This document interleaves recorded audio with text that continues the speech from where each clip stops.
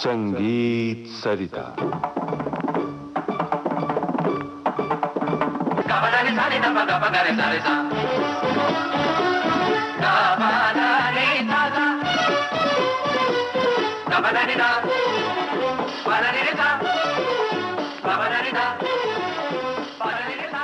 रसिकेशु। आइए सुने सुप्रसिद्ध वरिष्ठ संगीतकार श्री अनिल बिस्वास और सुप्रसिद्ध पार्श्व गायिका श्रीमती मीना कपूर से युवा संगीतकार श्री तुषार भाटिया की बातचीत पर आधारित इस श्रृंखला की 15वीं कड़ी। संगीत सरिता के सभी रसिक जनों को तुषार भाटिया का नमस्कार। दोस्तों, पिछली कुछ कड़ियों से हम इस श्रृंखला में अनिल दा और मीना जी से बातचीत करते आ रहे हैं। आप दोनों को नमस्कार। श्रोताओं, किसी भी अच्छे गीत में काव्य पक्ष बहुत महत्वपूर्ण होता है। यदि कविता के शब्दों में अर्थ की, भावों की गहराई है तो उसके संगीत में भी गहराई आ जाती है। अनिल दा भी ऐसे ही संगीतकारों में हैं जिनके रचे गीत साहित्यिक गीतों की श्रेणी में रखे जा सकते हैं।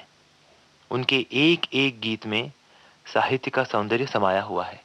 असल में इनके गीत साहित्यिक दृष्टि से इतने ज्यादा प्राणवान हैं कि यह जिज्ञासा उठती है कि इसके पीछे क्या कारण है। तो क्यों न अनिल दा से ही पूछा जाए।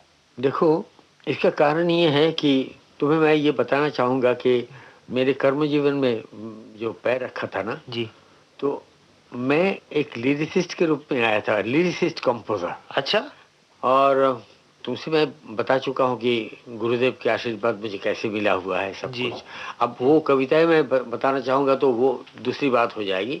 मगर साहित्य मेरे पास मेरी माता जी से आई। मेरी माँ मेरे एकमात्र गुरु मानता हूँ। उसके बाद में सब रविन्द्रनाथ भी है सब। और एक बात मैं ये कहूँगा कि जिससे मैंने एक गाना भी कहीं से उठा लिया ना जी, और उसको हमने इस्तेमाल किया, वो भी हमारे गुरु हो गए जी। तो दुनिया पर सारे देखो जी। सीखने के कोई अंत नहीं है। जी। और दुनिया में तुम जिससे जो कुछ सीखो उसको गुरु जी। मानो।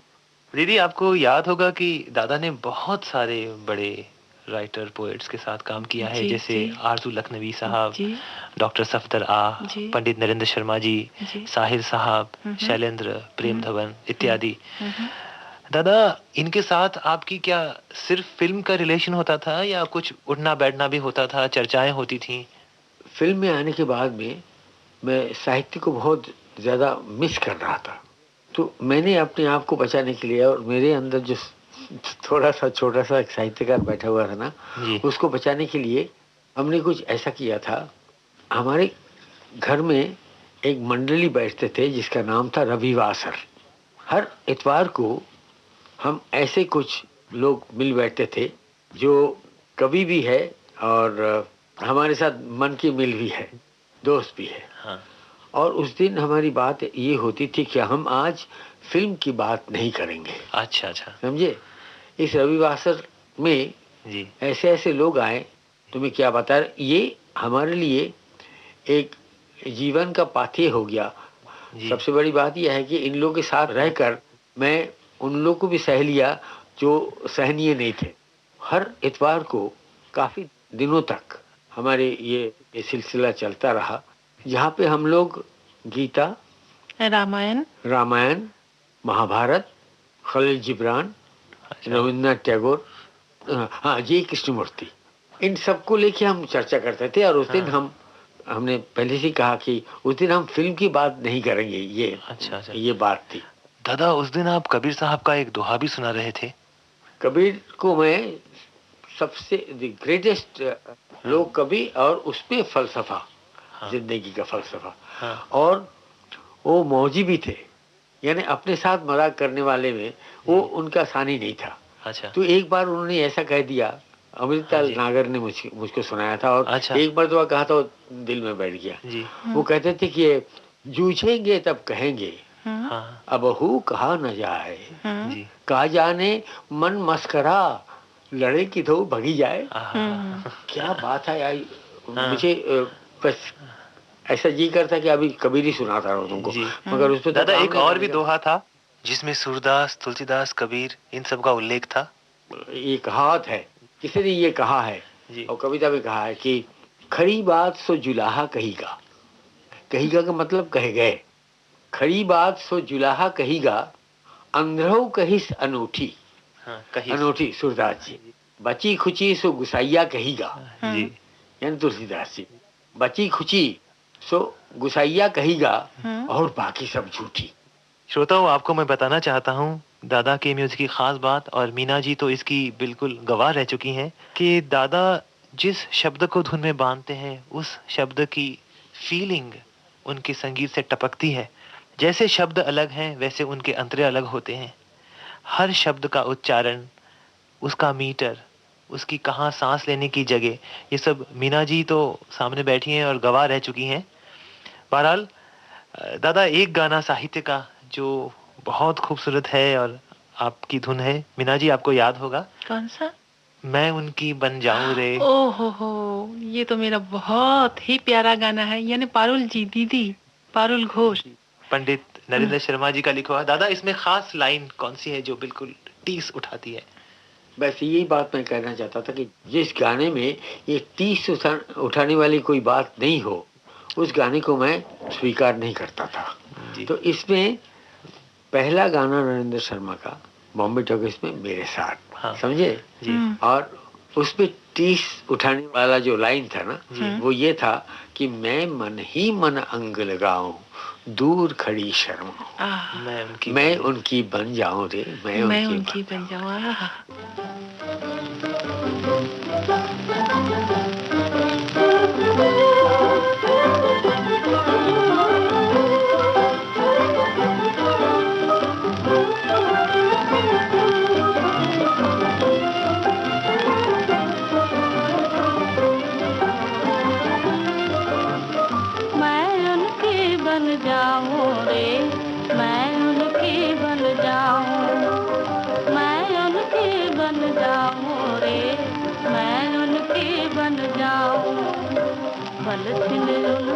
पंख निहारो नैनन दीप जलाओ, पलकिन उनका पंख निहारो नैनन दीप जलाओ, मैं नैनन दीप जलाऊं, मैं उनकी बन जाऊं रे, मैं उनकी बन जाऊं।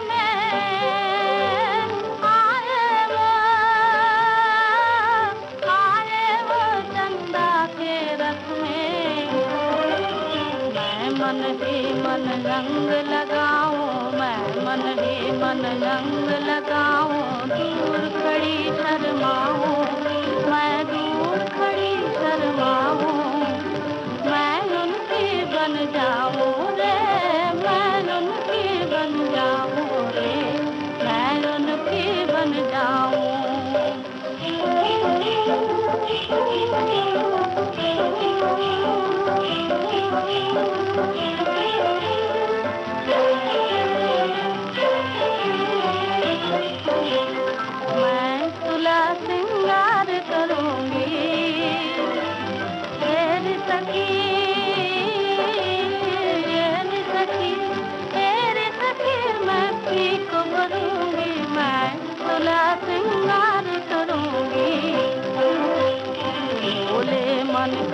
अरमानों की जयमाला पहनाऊं, भोले मन के अरमानों की जयमाला पहनाऊं, मैं जयमाला पहनाऊं, मैं उनकी बन जाऊं रे, मैं उनकी बन जाऊं, मैं उनकी बन जाऊं। दीदी, इसका जवाब मैं खास आपसे चाहूंगा। मैंने सुना है दादा इज अ टास्क मास्टर। वो उनके गानों से भी जाहिर होता है। हम्म, और उच्चारण, अनुस्वार, बिल्कुल। कहाँ पे दीर्घ है, कहाँ रस्व है, कहाँ पे हकार आना है, कहाँ पे अकार आना है, कहाँ पे नेजल है, कहाँ पे खुला है, ये सब दादा की उस फितरत की गवाह है जो साहित्य में डूबी हुई है। तो दीदी बताइए, आपने दादा से गाने सीखते वक्त किस तरह से आपने काम किया? मतलब मैंने जी मैं औरों के बात तो नहीं बता सकती हूँ, जी। लेकिन मेरे बारे में ये है कि मैं बहुत इम्पेशेंट हूँ। अब वो बताने से पहले ही मैं कुछ सोच के हाँ या यानी कुछ सुन के और उसके से पहले ही मैं उनसे सीख लेती थी।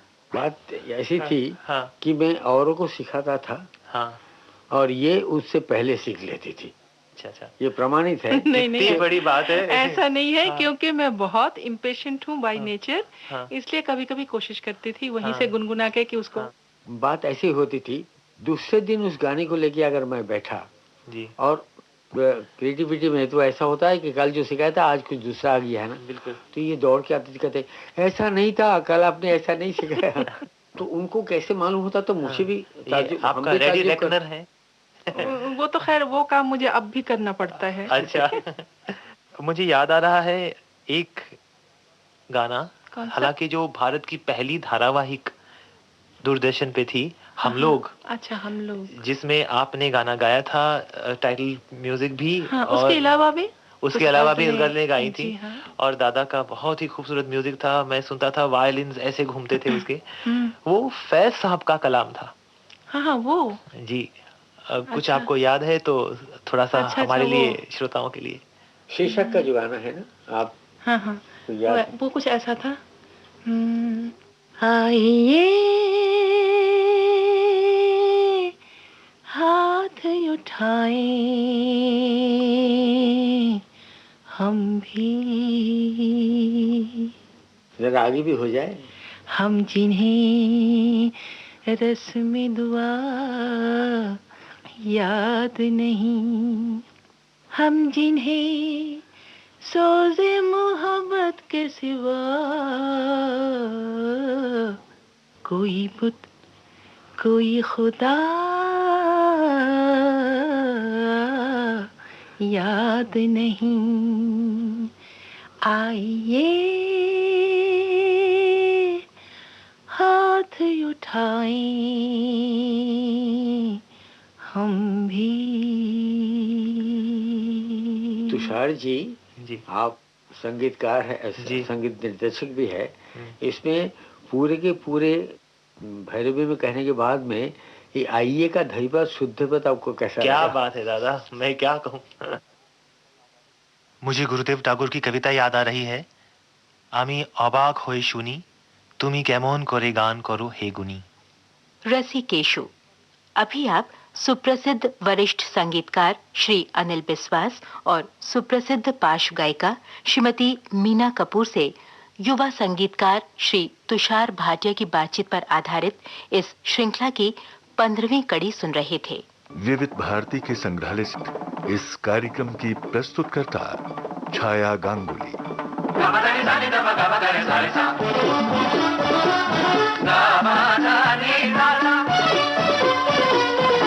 da ni da.